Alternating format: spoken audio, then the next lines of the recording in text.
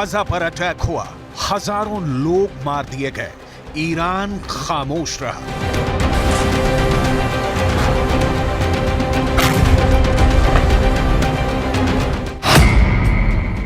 Lebanon पर attack हुआ, Hamas का डिप्टी चीफ मार दिया गया, ईरान खामोश रहा।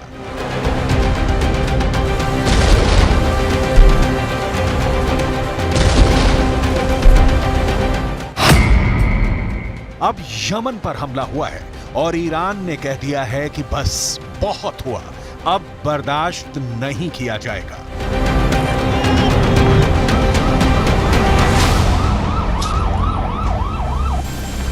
चौबीस घंटे के अंदर ईरान ने अपनी कमांडो फोर्स लॉन्च कर दी और इस ऑपरेशन का टारगेट बना अमेरिका। ईरान का सी किंग हेलीकॉप्टर कमांडो फोर्स को लेकर एक बड़े जहाज की तरफ बढ़ता है और उस पर चढ़ाई करके कमांडो जहाज को कब्जे में ले लेते हैं। ईरान का दावा है कि सेंट निकोलस नाम के इस जहाज पर अमेरिका ने 2023 में कब्जा करके ईरान का तेल चुरा लिया था और अब उसने फिर से इस जहाज को कब्जे में लेकर बदला चुका लिया है। ईरान की नौसेना ने एक तरह से अमेरिका की नेवी को धमकी दे दी है कि फारस के खाड़ी में उसके जहाज सुरक्षित नहीं है। सवाल है कि क्या लाल सागर के बाद ईरान स्ट्रेट ऑफ हॉर्मूज को अमेरिका के लिए बंद कर सकता है? अगर यह हुआ तो समझ लीजिए कि ईरान और अमेरिका के बीच सीधा युद्ध शुरू हो जाएगा। ईरान इस वक्त बहुत गुस्से में है। जब से यमन पर अमेरिका और ब्रिटेन की मिसाइल बरसी हैं, ईरान में प्रदर्शन हो रहे हैं। इजराइल के बाद अमेरिका और ब्रिटेन के झंडे भी जलाए जा रहे हैं, लेकिन असली एक्शन तो यमन की तरफ से आने का इंतजार किया जा रहा है।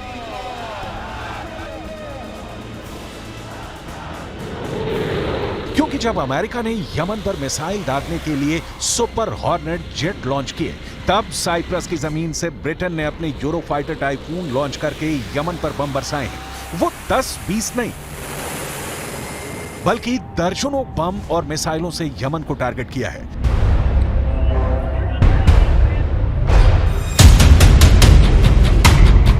तो हमले के बाद की सैटेलाइट इमेज बताती हैं कि यमन को बहुत बड़ा नुकसान हुआ है। बहुत से रेडार स्टेशन उड़ा दिए गए हैं, बहुत से हैंगर तबाह कर दिए गए। लेकिन इस हमले को लेकर यमन खामोश बैठेगा, इससे अमेरिका अब तक समझ नहीं पाया है। यह भीड़ अमेरिका और ब्रिटेन के हमले के खिलाफ सड़क पर उतरी है। في يوم الجمعة وهو يخرج في بقية الأيام ليؤكد على موقفه المبدئي في نصرة إخواننا في غزة، وأيضا أنه لا يبالي بالتهديدات وما تقوم به أمريكا من ضغط ثني اليمنيين عن موقفهم المبدئي في نصرة إخواننا في غزة. مؤيدون ومفوضون للقائد حفظه الله. والرسالة الثانية للدول القيادات العربية المنبطحة بأن الشعب اليمني شعب نابض، شعب متحرك، وأن الشعوب العربية شعوب حرة ولن تسكت على ما يحصل في فلسطين. ये गाजा में चल रहे युद्ध का एक्सटेंशन है, जिसमें अब इजरायल ने हमास को खत्म करने के लिए गाजा में हजारों टन बम गिराए हैं। तब इजरायल के साथ अमेरिका मिलकर खड़ा रहा और अब जब अमेरिका ने यमन पर बमबारी की है तो यमन के साथ ईरान खड़ा हो गया है। यही वजह है कि यमन के हूथी विद्रोही अब लाल सागर में इजरायल के बाद अमेरिका और ब्रिटेन के शिप को उड़ाने की धमकी दे रहे हैं। उसकी इस धमकी को अमेरिका को बहुत गंभीरता से लेने की जरूरत है, क्योंकि हूथी विद्रोहियों के पास 3 ऐसी मिसाइल हैं जो अमेरिका का कैरियर जैसा बड़ा शिप भी डुबा सकती हैं।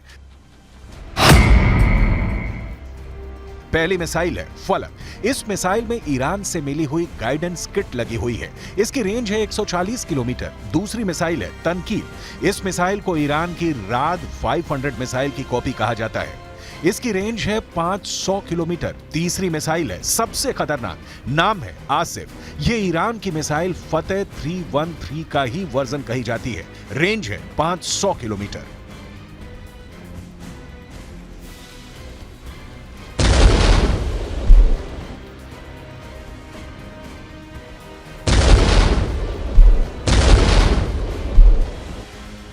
ईरान ने 4 साल पहले अपनी फतेह मिसाइल का ट्रेलर दिखाया था, जब उसने इराक में अमेरिकी सैन्य अड्डों पर हमले किए थे।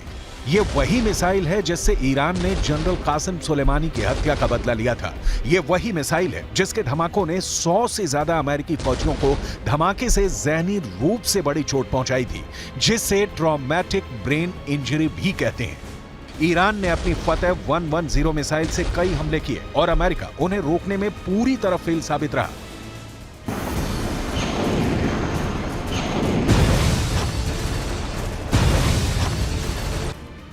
अमेरिका को हमले की जानकारी तो मिल गई थी, लेकिन उसके सैनिक आसपास अंडरग्राउंड हो गए थे। लेकिन अमेरिका के एयर डिफेंस सिस्टम ईरान की फतेह 110 मिसाइल को रोकने में नाकाम रहे थे।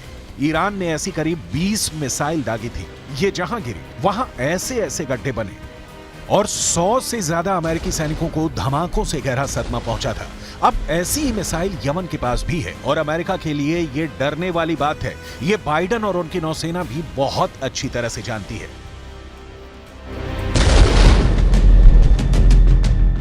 गाजा में चल रही बमबारी के बाद यमन के हूथी प्रोएक्टिव हैं। उसको ईरान का पूरा समर्थन भी है। वो लाल सागर में इजरायल के जहाजों को निशाना बना रहा है, तो वहीं अमेरिका और ब्रिटेन ने यमन पर चढ़ाई शुरू कर दी है। आखिर समंदर में ऐसा उबाल क्यों आ रहा है? अब यमन के हूथी विद्रोहियों ने इजरायल और उससे जुड़े जहाजों पर हमले तेज कर दिए हैं। यानी अदन की खाड़ी और लाल सागर में अब कार्गो जहाज के 2 दुश्मन तैयार हैं। यमन के हूथी विद्रोही जो कि गाजा पर इजरायल की बमबारी रुकवाने के लिए इजरायल के जहाजों या फिर उसके लिए माल ले जा रहे कार्गो शिप को टारगेट कर रहे हैं। ये दोनों ही अदन की खाड़ी और लाल सागर में जहाजों को लगातार टारगेट कर रहे हैं और यहीं से एशिया की तरफ यूरोप को रास्ता जाता है। ये रास्ता जाते हुए आप देख रहे हैं मालवाहक ये जहाज जो कि सामान लेकर जाते हैं। अब दुनिया की सबसे अहम शिपिंग लेन मिस्र की सुएज कैनाल से गुजरती हुई यहाँ पर दिखाई देती है। और बड़ी बात इसमें यह है कि शिपिंग लेन की तरफ लाल सागर से होता हुआ जो रास्ता है, अगर इसे ब्लॉक कर दिया जाएगा तो फिर बड़ी लंबी दूरी हो जाएगी। ये रूट 6000 किलोमीटर और ज्यादा लंबा हो जाएगा। कैसे वो भी आपको बताते हैं, क्योंकि उस वक्त समुद्री जहाजों को अफ्रीका का चक्कर बाकायदा लगाते हुए, या देखिए कैसे ये चक्कर लगाते हुए और फिर आगे यूरोप की ओर बढ़ना होगा। अगर इजराइल जाना है तो फिर रास्ता 10,000 किलोमीटर तक और ज्यादा हो जाएगा। ये देखिए इजराइल तक 10,000 किलोमीटर का, क्योंकि ये पूरा घूम करके स्ट्रेट जो है ये जाना पड़ेगा। 3 से 5 दिन का सफर इसमें और ज्यादा लगेगा, यानी कि फासला भी ज्यादा, पैसा भी ज्यादा, लागत भी ज्यादा, वक्त भी ज्यादा और कारोबार पूरी तरह से चौपट। सामान कितना महंगा हो जाएगा ये भी इसी के साथ आप समझ सकते हैं। और यही है यमन के हूथी विद्रोहियों का टारगेट। यमन के हूथी विद्रोही इस वक्त गाजा में बमबारी का बदला इजरायल के जहाजों को बनाकर करना चाहते हैं और ऐसे हमले उन्होंने तेज करने का ऐलान कर दिया है। हूथी विद्रोही लगातार इजरायल पर हमला कर रहे हैं। वो क्रूज मिसाइल भी फायर कर रहे हैं। बैलिस्टिक मिसाइल से भी इजरायल के दक्षिणी इलाकों पर अटैक कर रहे हैं। साथ में इजरायल और अमेरिका को लगातार धमकियां दे रहे हैं। हूथी विद्रोहियों के टारगेट 2 हैं। पहला है इजरायल और दूसरा है अमेरिका।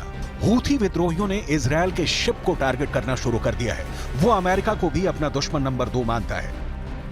लेकिन अभी के हालात और तेवर बता रहे हैं कि यमन का सबसे बड़ा दुश्मन अमेरिका बन चुका है। गाजा में चल रही जंग के बाद दुनिया में कारोबार के लिहाज से हालात कितने गंभीर हो चुके हैं, इसका खतरा सब महसूस करने लगे हैं। इजरायल ने दुनिया के प्रेशर के सामने झुकने से मना कर दिया है। लिहाजा अब हूथी विद्रोही, जिनकी ईरान से बेहद करीबी है, उन्होंने इजरायल के शिप को टारगेट करने का फैसला किया है। वो जानते हैं कि उनके करीब से गुजरती शिपिंग लेन दुनिया की लाइफलाइन है और यहाँ पर हमला करने का मतलब इजरायल के गले पर हमला करने जैसा है। यमन के हूथी विद्रोहियों ने 15 देशों को ललकारा है, यानी हूथी विद्रोहियों ने 15 देशों से युद्ध लड़ने की तैयारी कर ली है। इसमें अमेरिका और इजरायल के अलावा ऑस्ट्रेलिया है, कनाडा है, बहरीन है, यूरोप के Belgium, Denmark, Germany, Italy, the Netherlands और ब्रिटेन के अलावा न्यूजीलैंड है, जापान है, दक्षिण कोरिया और सिंगापुर भी। ये अमेरिका को जवाब है, जिसने लाल सागर को हूथी प्रूफ बनाने के लिए ऑपरेशन प्रॉस्पेरिटी गार्डियन की शुरुआत की है। واضحا ومعلنا للدول التي تفصل جغرافيا بيننا وبين فلسطين المحتلة لتفتح منافذ مرور وعبور برية ليتحرك مئات الآلاف من أبناء شعبنا للجهاد في فلسطين هو جهاد مقدس وعمل عظيم وموقف حق.